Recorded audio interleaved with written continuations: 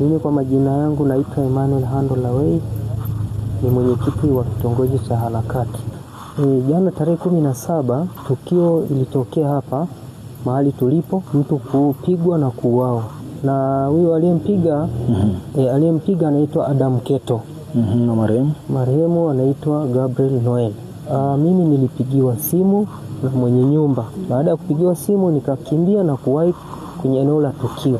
Ndipo nilipofika nikakuta marehemu yupo chini na mtuhumiwa hayupo, amekimbia. Basi nikafanya mawasiliano na mwenyekiti wangu wa kitongoji, nikapiga simu ili tuungane tupate mkusanyiko wa watu, namna ya kumpata, namna ya kumsaidia aliyefanyiwa tukio mbaya la mauaji. Simu ilipigwa polisi wakaja wakafanya uchunguzi na kuwahoji baadhi ya watu na kuondoka na taarifa zao na kumbeba mwili wa marehemu. Baada ya kufika pale na kuuliza chanzo ni nini, waliosikia ambao waliokuwa nao kama marafiki kuwauliza, wakasema walikuwa wanagombania memory ya simu na simu, kwamba simu ilipotea, wakawa wanagombania simu hiyo. Hivyo basi ndo ikachukulia ugomvi wao na kuleta haya maafa. Hapana historia yoyote wala isipokuwa huyu mwingine ana historia chafu. Mara nyingi tunavisikia anapiga wenzake, huwa mara nyingi hashikiki. Huyu mtuhumiwa sasa. Huyu mtuhumiwa huwa mara nyingi akifanya tukio anakimbia.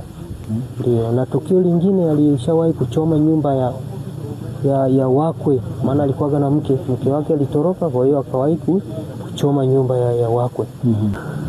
Aliyepigwa hajalewa. Aliyempiga mwenzake huwa na kunywa pombe.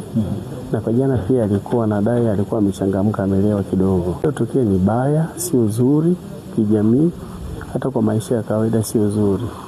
Kwa na wasa vijana usichukue sheria mkononi, na wakati mwingine basi kabla ya kutenda wachukue muda wa kutafakari kwanza.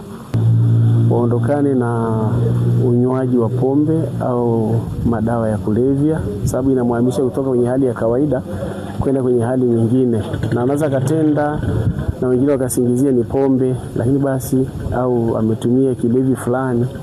Kwa ushauri wangu basi vijana wasitumie hivyo vilevi. Kwa ujumla tukio hili mimi limenisikitisha sana, kwani kwanza sikuwepo katika mazingira haya.